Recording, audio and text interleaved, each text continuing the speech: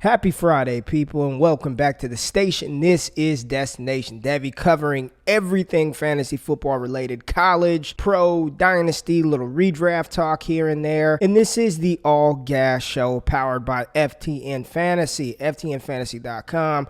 Go over there, check it out. You see at the bottom of the screen, promo code ALLGAS for an additional 5% off. The grand opening is ending this week, so make sure you get in early so you can use all the cool tools, all the articles, all the videos, parlay calculator. You know, NBA is coming back, MLB is coming back, and the NFL is on its way back as well. So make sure you check out ftnfantasy.com, promo code ALLGAS for your exclusive discount. Today, I'm excited to talk to you this Friday because there's a lot of stuff going on across football. You've got the Washington, I don't even know what they're going to be called, that team that used to be called the Skins. That fiasco going on with ownership, going on with coaches and cheerleaders, crazy stuff going on there.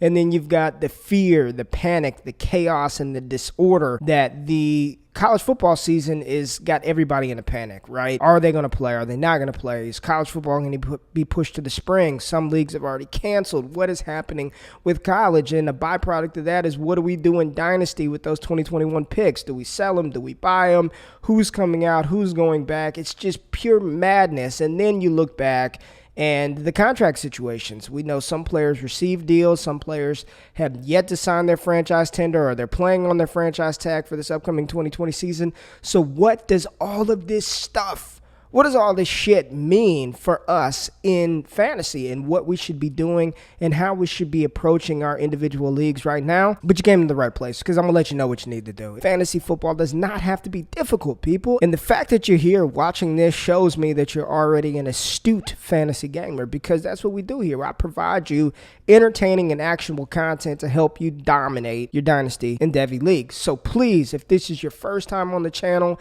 if you've watched this video, if you've watched a couple of other videos and you just forgot to press that thumbs up button, I would greatly appreciate it. Thumbs up, like the video if you enjoy it, comment, interact with me, but most importantly, subscribe. Make sure you subscribe to the channel, subscribe to the station, press the alert button so every time myself or my partner Jordan drop a new video, you'll be alerted to it and you'll be able to get that heat rock right there on your phone. Before we get started, let's have a word from my man Gus Johnson. Talk to him, Gus.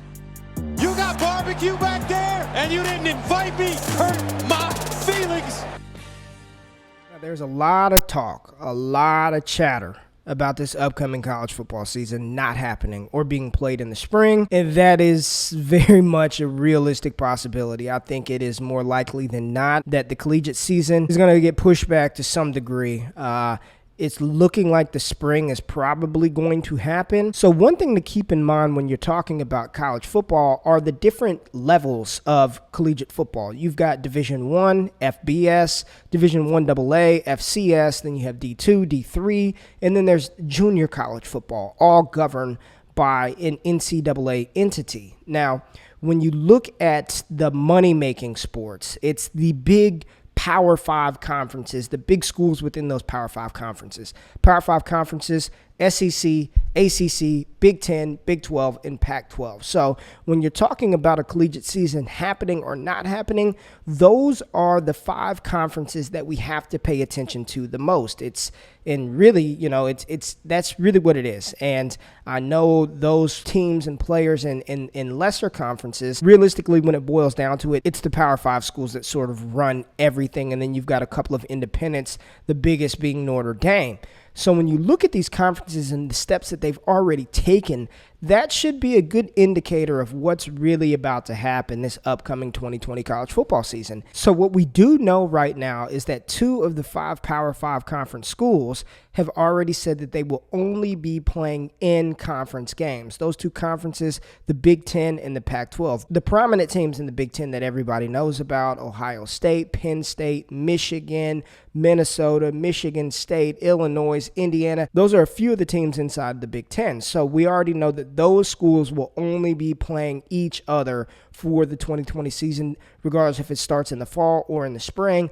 Also, the Pac-12 followed suit with conference-only games only. Pac-12, your Stanfords, Oregon, Oregon State, UCLA, USC, Arizona State. those schools are only going to play in conference games for this season. So 2 of the big Power 5 schools have already said, this is it. That is it. And when you think about the players, the top-rated players out of those conferences, what do they really have to gain by just playing against each other? It's those out-of-conference games. We want to see USC versus Alabama. We want to see Oregon versus Ohio State. Some of these games were actually scheduled to take place this season.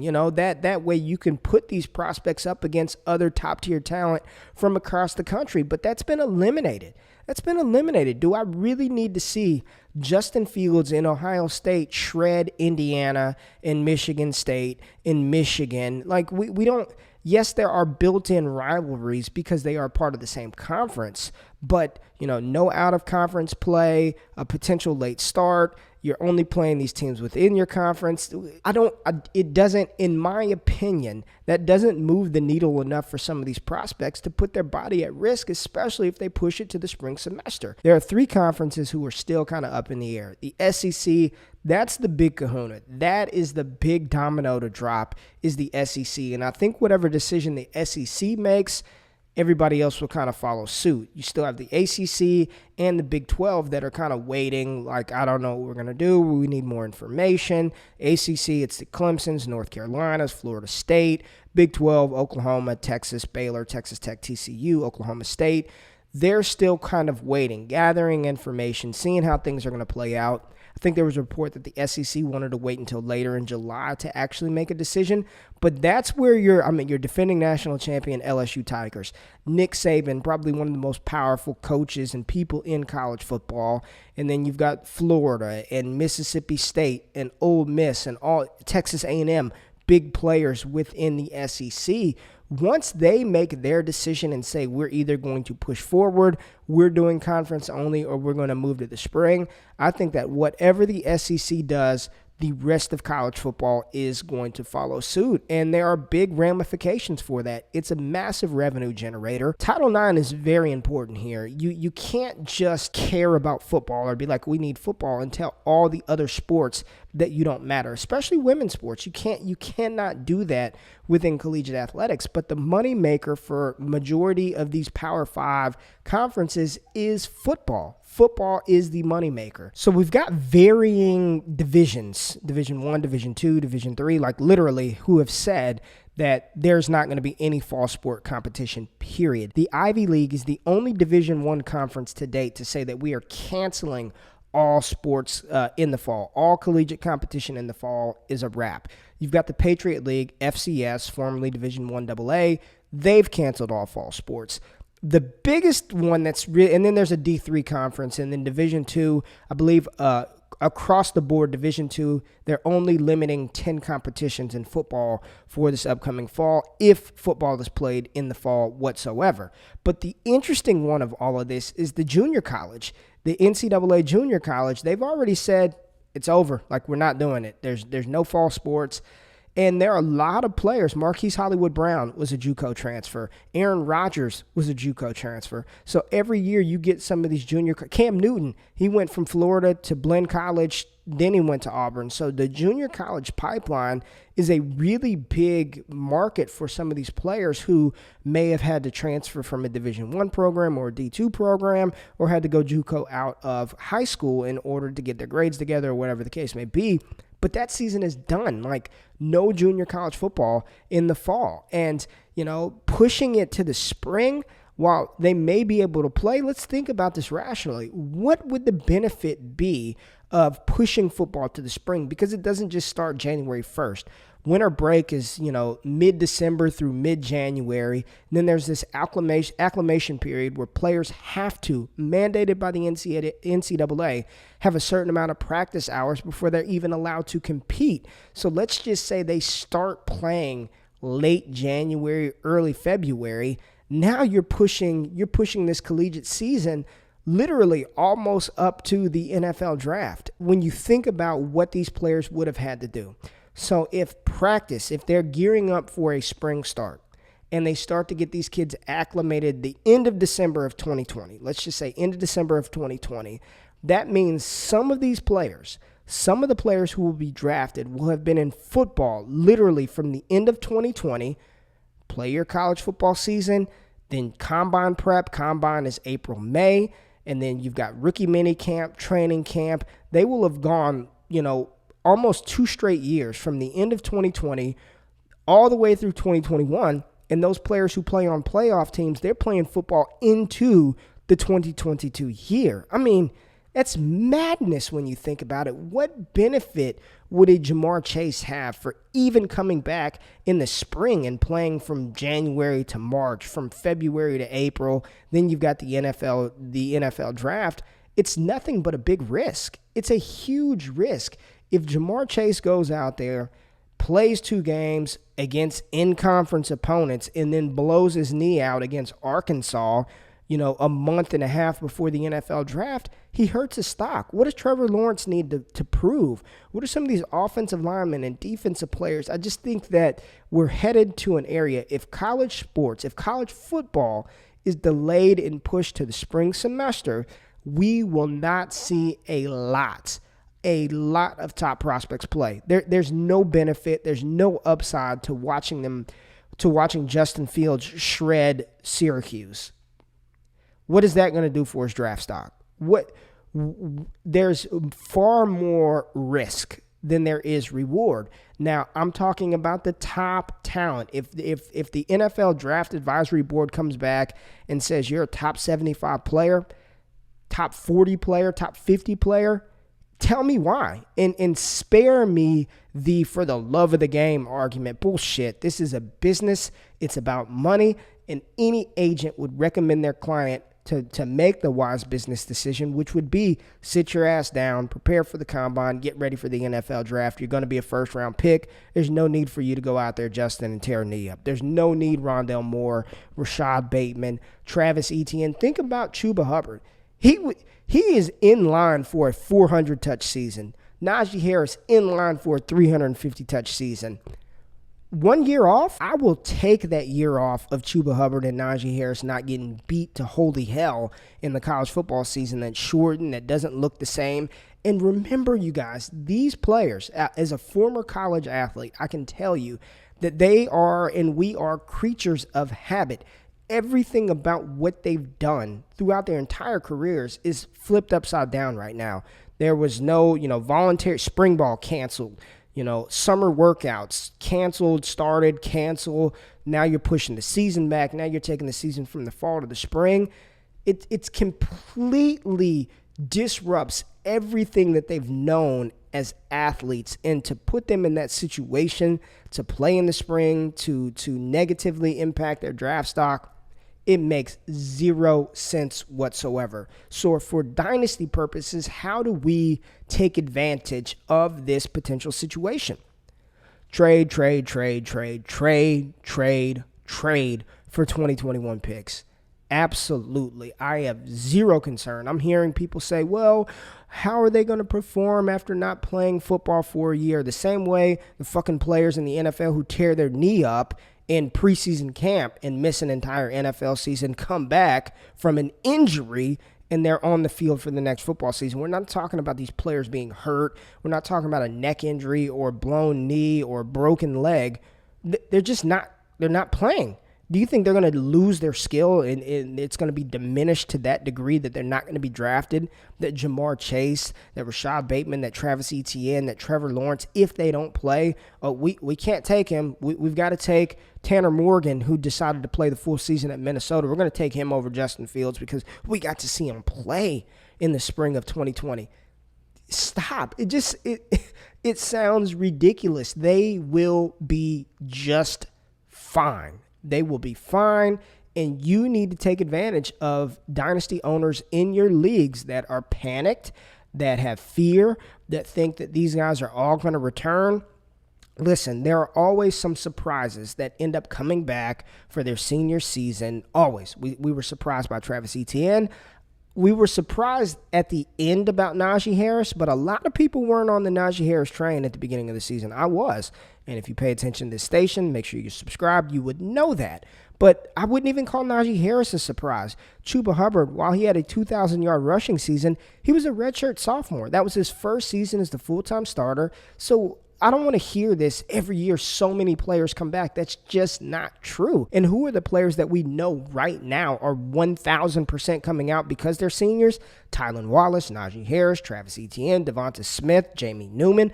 All these players are 100% locked in to the 2021 NFL Draft. Jamar Chase is coming out. LSU is not keeping receivers. Jamar Chase is out. Rashad Bateman, he learned the best lesson about returning from his teammate Tyler Johnson last year. Rashad Bateman is out. Jalen Waddle is out. You know what I mean? Trevor Lawrence, why the hell would he come back again? Justin Fields is out. These players are going to leave. They are going to declare for the 2021 NFL Draft, regardless if there's a season or not. So if you're in a league where people are just fearful of 2021 picks, I'm selling them. I need to be out. They're not going to play this year. Travis Etienne is not going to know how to run when he gets to the NFL because he's off a year. Go buy those picks from those owners because that is just free found money, and you may not be able to get these picks any cheaper than you can right this minute. Well, maybe if the season is canceled, then you can get them for much cheaper because people would be just ridiculously panicking. But don't have that fear. Don't have that panic. Yes, we are still waiting for the SEC domino to fall. You think the NFL is going to push back the draft? There's still going to be a draft. They still got to fucking draft players, and they're still going to draft the best players, which we don't need to see anything else from some of these guys. There's nothing else that Trevor Lawrence can do. He already won a national championship. He's one of the best college prospects, quarterbacks of all time. We've seen what Justin Fields can do. Trey Lance is a beast. Stop panicking. Don't worry about it. Yes, it's interesting for those of us in C2C leagues. For some of us who participate in college fantasy football, it's more shaky ground. But in traditional dynasty leagues, go buy those 2021 picks from people who are afraid. Go buy them. Be excited because when the draft hits, you're going to be in really good shape. This week we saw the NFL franchise tag deadline come and go. Some players got their deals. Some players did not get their deals. Hey, King Henry, all hail King Derrick Henry, the big running back, Tennessee Titans, NFL rushing champ in 2019, got a deal done, giving him $25 million guaranteed. Good job, Derrick Henry, and good job for those of you Dynasty owners who listened to me and didn't sell. I mean, I think I told you to sell, but then I said I wouldn't be pressed to sell him. But if you can get a fortune for him, then go do it. But Derrick Henry is a workhorse back. You know, that when I saw him carry the ball literally damn near 50 times versus Auburn in the Iron Bowl a couple of years ago, that's all I needed to see. That dude is just built different. At 6'3", 250, whatever he is, running a 4.5 40-yard dash. He's missed, one game in his NFL career? I know DeMarco Murray was there his first 2 seasons, which sort of limited his production, but the talent was already there. Rushed for 1,000 yards the year before last, and then this past season led the NFL in rushing, and he got his deal done. Still relatively young, not a lot of miles on his body, and again, you're talking about a player who's just built different. Now, hear me out when I say this. Pay very close attention, because I'm not saying that these two players play the game the same way. But Derrick Henry and Christian McCaffrey are two players that they remind me of one another in this way. They are two guys that I just believe their game will age well with time, and they are two running backs where I'm just willing to ride off into the sunset. Like, I'm not pressed to sell Christian McCaffrey. I'm not pressed to sell Derrick Henry. Yes, everybody has a price, and if somebody comes with some astronomical type trade deal, then sure, I will consider a deal. But if not, those are two players I am perfectly fine with having on my Dynasty roster from now until the end of time. If I end up getting burnt later on, no big deal. But CMC's game is going to translate well with time, and I believe the same with Derrick Henry. He's just built different, and this dude is he's one of the best running backs in football, period. Yes, in fantasy, his upside is capped because he doesn't catch the ball a lot. And it's not the fact that he can't catch it. They just don't throw it to him. Every time they do throw it to him, good things happen in the screen game. That's all you got to do. Give Derrick Henry 3 targets a game. Give him 3 targets a game, 3 or 4 targets a game, and he'd have even more value, especially in those PPR formats. But big Derrick Henry got his deal. If you're an owner, if you're a Titans fan, man, the Titans, look, they locked up Ryan Tannehill long-term. They locked up Derrick Henry long-term. They have a young A.J. Brown still on his rookie deal for the next couple of years. I mean, they're in good shape offensively. Yes, they did lose one of their offensive linemen to free agency, but they still are a run-first oriented team. You've got an accurate quarterback in Ryan Tannehill, and you've got an old-school coach who wants to smash the ball down his opponent's throats, so that should yield and bode well for us in fantasy football as Derrick Henry owners, and he's going to be just fine. He is going to continue to smash and get better and improve, and hopefully they work him in the passing game. So the fact that he got his deal done, congratulations, Dynasty owners who held on to Derrick Henry, because I think he's going to yield positive rewards for the long and short term on your Dynasty rosters. Now, a team that did not get the job done, and I live down here in Texas, and this was a catastrophic mistake. We don't know what happened, right? We know Patrick Mahomes got this massive deal, but the Dallas Cowboys, the ineptitude of that franchise to allow this quarterback to go into this season on a franchise tag is just, it's blasphemous. It's blasphemous. Dak Prescott deserved the deal. Dak Prescott deserved to get paid. Dak Prescott is one of the best quarterbacks in the NFL and one of the best quarterbacks in fantasy football. Going to play this season on the franchise tag. It's going to pay him a little over $30 million for the season, but Dak wants to get paid. And the fact that this organization failed to extend him, then they failed to strike a deal here during where we had nothing but time to figure something out. It's going to come back to bite them in the ass in a major way. They gave Ezekiel Elliott, a running back, $90 million. Tyron Smith is getting old on one side. Zach Martin, you lost your center, and now you've got a quarterback essentially playing the season. Let me make sure I don't get hurt. Let me produce my numbers, but make sure I don't get hurt because I'm going to get a big deal regardless if it's in Big D or somewhere else. And the interesting thing about Dak was, and it's kind of fucked up, but the Cowboys knew it. I mean, it's part of the deal. He was the only exclusive franchise player, which means he couldn't even negotiate anything with any other team. It was whatever Dallas brought to the table, he was either going to have to accept it or decline it, and we see that they weren't able to strike a deal. So for us in Dynasty, how do we approach this Dak Prescott situation? Of course, we would love to see him stay on Dallas. That would be the ideal thing. Stay on Dallas. CeeDee Lamb, Amari Cooper, Ezekiel Elliott, Mike McCarthy coming in. You know, there's a good foundation there, and there's familiarity with those players. It's keep Dak, make sure Dak is in Dallas, and you ride him out, and you've got a top 3, top 4 Dynasty quarterback on your roster. The flip side is there's a very real chance that Dak Prescott's not in Dallas next year after the season. And that can go one of two ways. We saw Drew Brees leave the Chargers, go to the Saints, and it was like he never missed a beat. We've seen other players, Peyton Manning, when he left Indianapolis and went to Denver, we know he won a Super Bowl with the Broncos. So there are situations where these quarterbacks switch teams, and they're still very successful.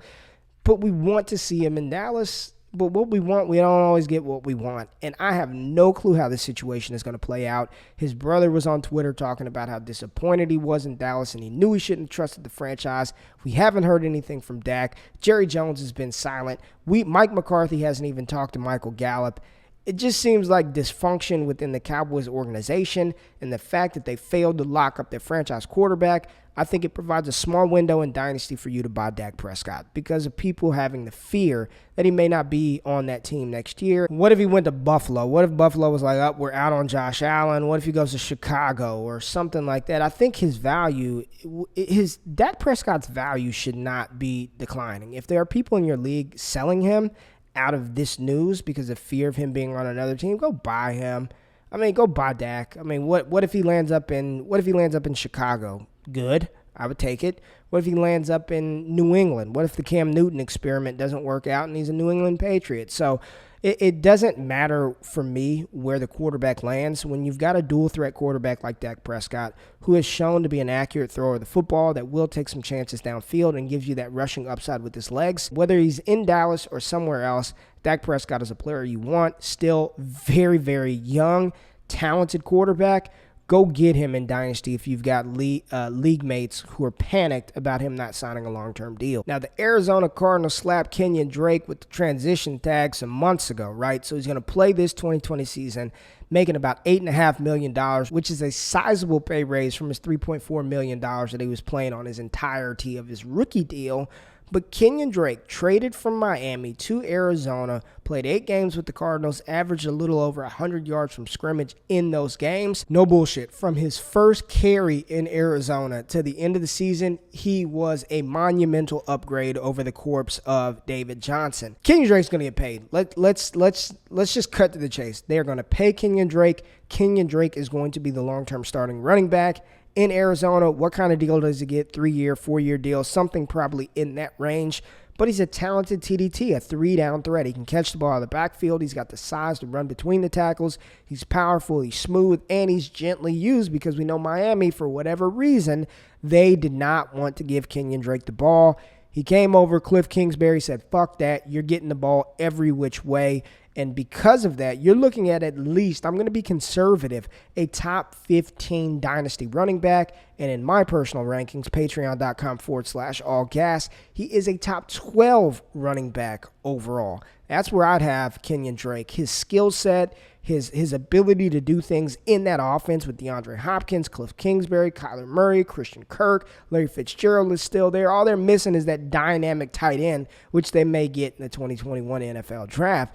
But Kenyan Drake is going to get paid. He's going to be paid well. He's going to be paid as a starter. And if you have Kenyan Drake, be happy and rejoice because he's going to produce fantasy points for your team for this foreseeable future. And if you don't have Kenyan Drake, there's still a couple of people out there asleep at the wheel. You might be able to make a move for him, especially given these fearful pandemic times where people don't think we're going to have an NFL season, which we are.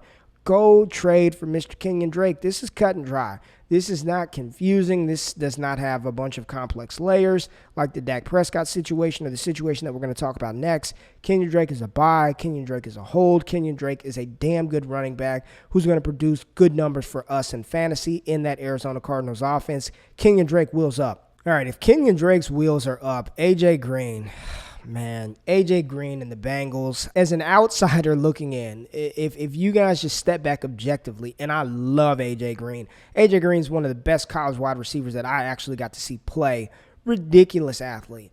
But if you're just looking at this objectively, I don't think AJ Green wants to be there, and I don't think the Bengals really want him to be there. They drafted T. Higgins at the top of the second round as essentially the AJ Green replacement.